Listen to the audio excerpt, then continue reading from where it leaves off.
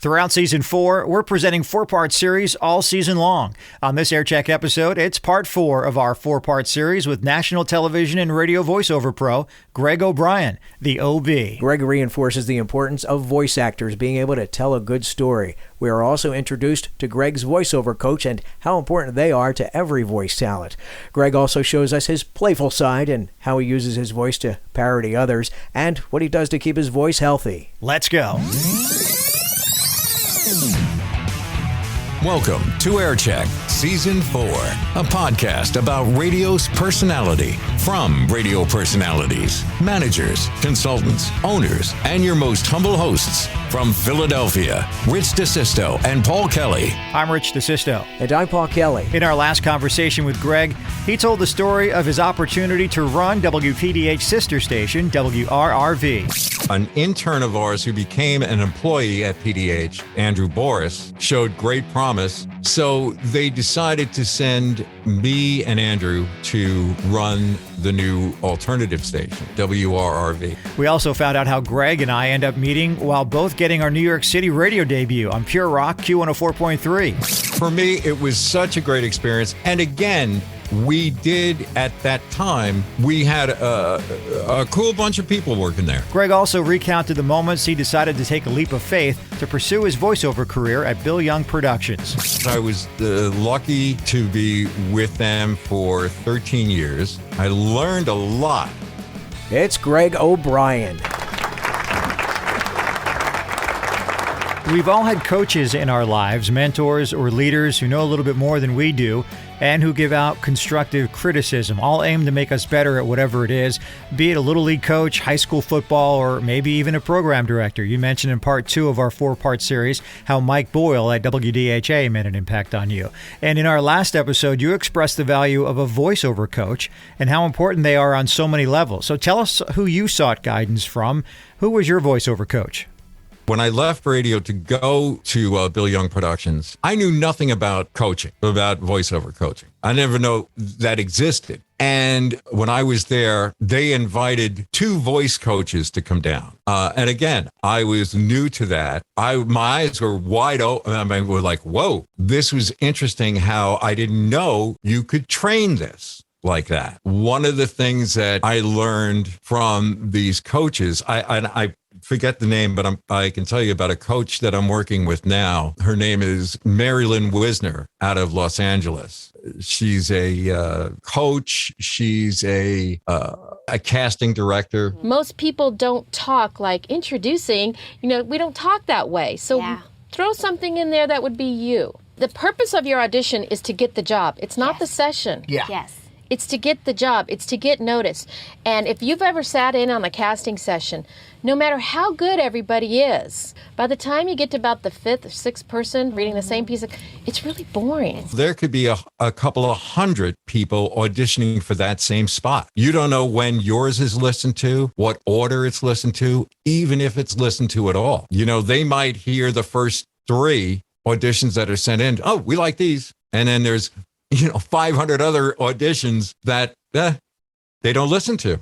And you could be one of them. You could nail it, but it's a very subjective business. And if you don't have a thick skin, you're in for but it's true. It's like you see actors in New York City or Philadelphia or any place. They audition.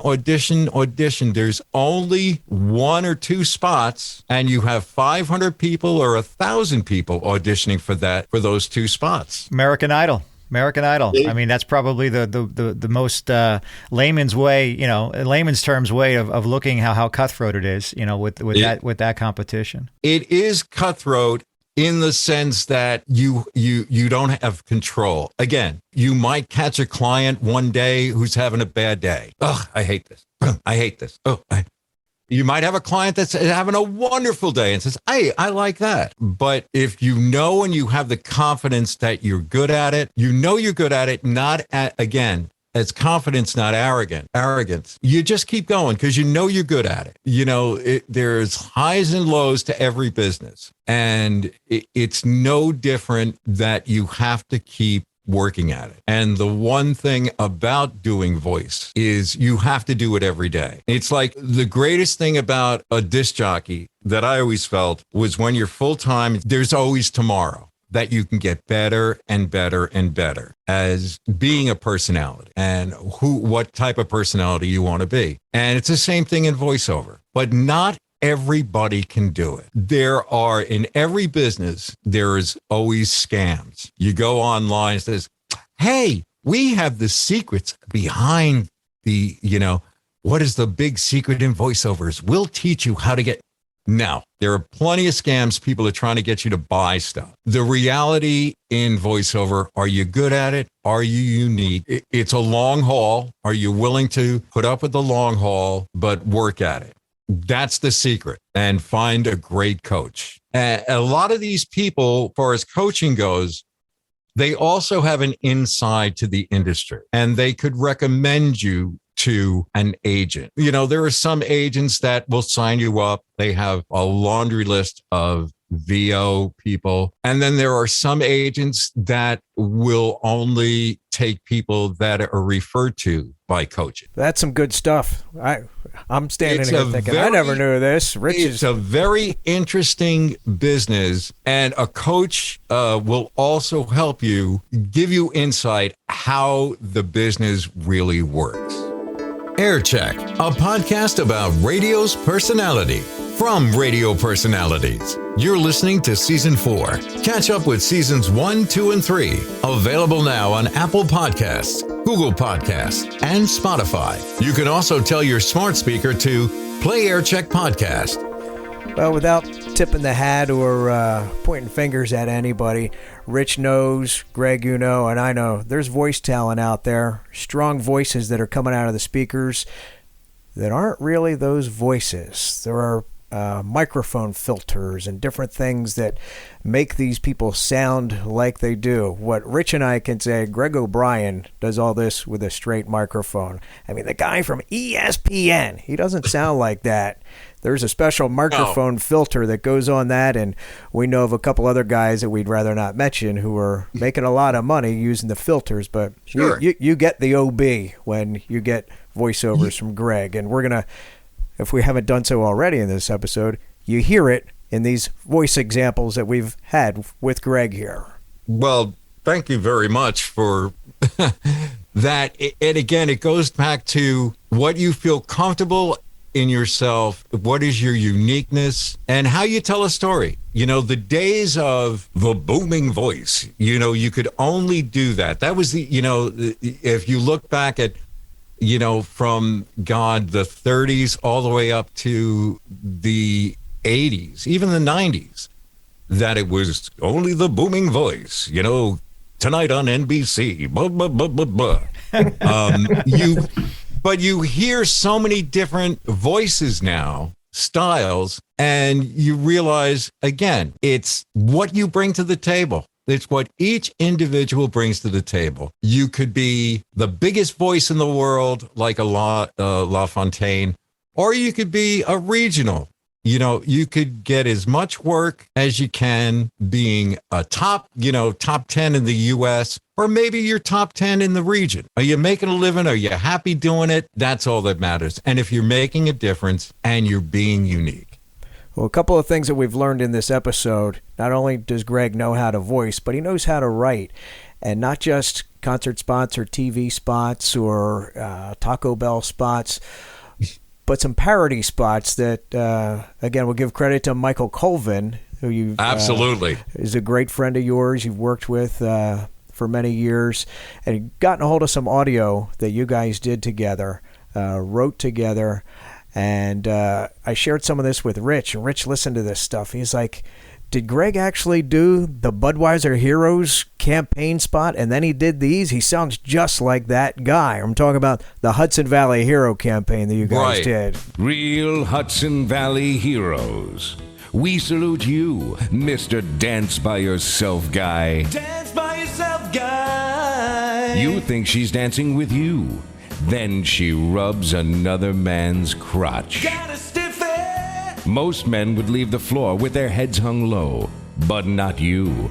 You feel the rhythm in your soul and the peach schnapps coursing through your veins. King of the dance floor. Sure, people are looking at you, judging you, wishing you were dead. But you don't care. You just do a spin move and party on. Watch him get down, watch him get down. Finally, you make your move, only to find out that her boyfriend did time and enjoyed it. Ow! So we salute you, Mr. Dance By Yourself guy, your broken jaw, your ambulance driver, and your parachute pants. You are a real Hudson Valley hero. That was written by Mike. And Mike Colvin, who is, why he's not in radio full-time, astounds me, because he is such a talent. And the funny thing is, as funny as he is on the air and creative on the air, he's like that every day. You know, I mean, he's just like, if you open the door to his house, he's as animated as you can believe. But he wrote those, and we had a great understanding when we were putting together stuff. He knew what I could bring to that as far as trying to sound like the guy, but really parodying it. Bud Light presents Real Men of Genius. Real man of genius. Today we salute you, Mr. Really, Really, Really Bad Dancer. Mr. Really, really, really bad dancer. Arms swinging, knees bending, head bobbing, to no particular rhythm. You're either dancing or you have fleas. Call me the doctor. As soon as you hit the dance floor... Over the years in radio, when we were in radio together, we had a lot of fun creating some of these things together. And a lot of it was written down on a cocktail napkin in a bar at 4 o'clock in the morning. And I know the bar. Yes, you do.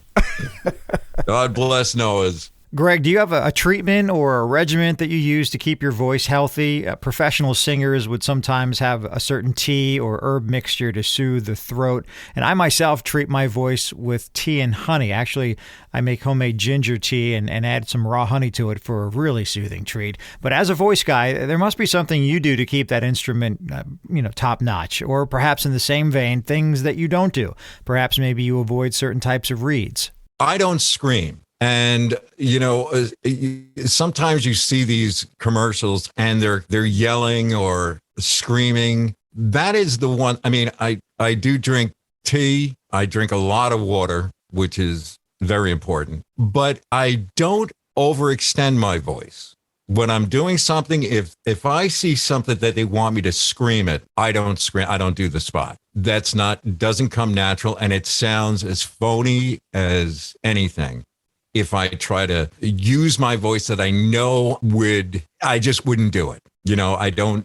And I think that's the biggest thing. You find people that do vocal exercises, or they'll take coconut water was a big thing. And if it works for you, fine. You find something that works, that's great. Doesn't matter. I find that the best thing is I don't use the voice to create something that you can feel it hurting you. You just feel it. So here you are, Greg, back in the New York metro area. How has your return been? Well, all my family's here, and down there it was just like, it's either hot or what the fuck hot.